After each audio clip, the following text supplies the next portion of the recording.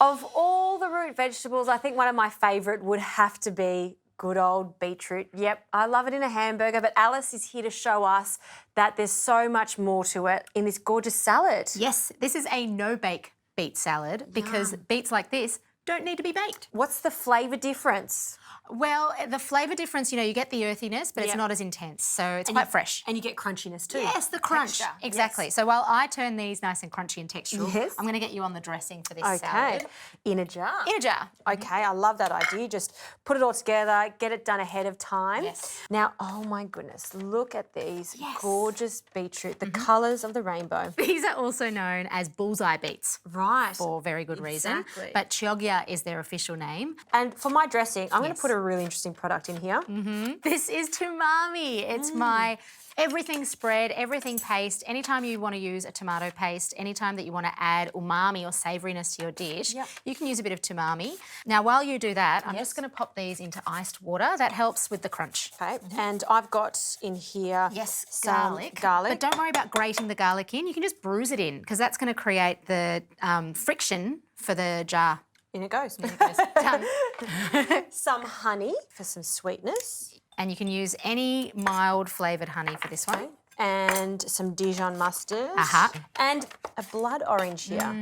Look at the colour of that. Yes. So if you can get blood orange in season, Yes. I like to have the blood orange as part of the dressing.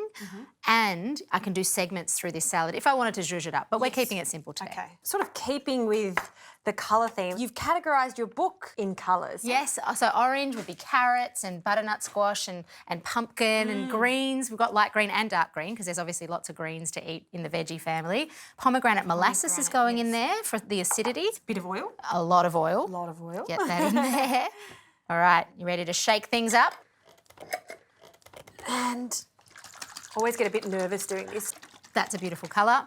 This is ready to go, so the balls. The balls. Bring on the balls. So some labneh. Yes, labneh, which is hung yogurt. It's just some natural yogurt that we've hung through a cheesecloth or clean chucks cloth overnight to draw out the moisture and really thicken it up. So all of that liquid is what's keeping your yogurt runny. If you drain it, then it's called labneh, and you can use it like you might cottage cheese. It really takes on the texture of cheese. It's so good. Yes. And what are we doing with this? We're going to roll this in a bunch of different spices and colours to create a gorgeous rainbow labneh ball surprise. And Dukkha, one of my favourite things. And look at the green of the pistachio in that dukkha. Very nice. And texture. I love using dukkha. In fact, I love using dukkha on top of salads as well, even if you don't do the balls. Okay, so warm water for your hands just to kind of keep the labneh from sticking to them. So just a little bit of that. Okay.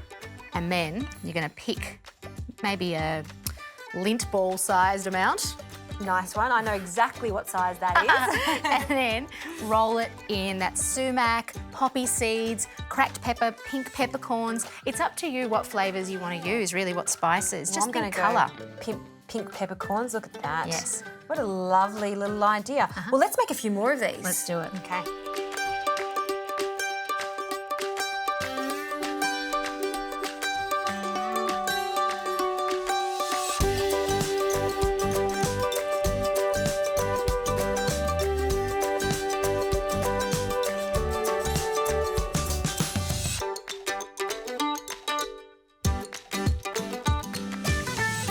Bullseye.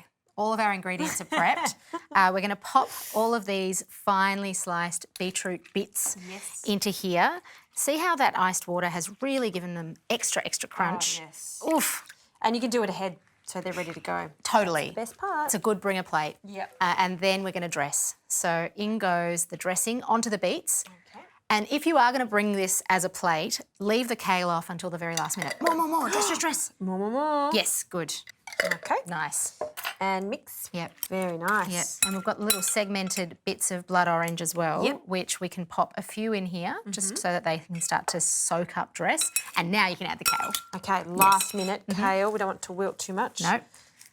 And you can tear the dill into here as well. And I am going to start to arrange. This is happening.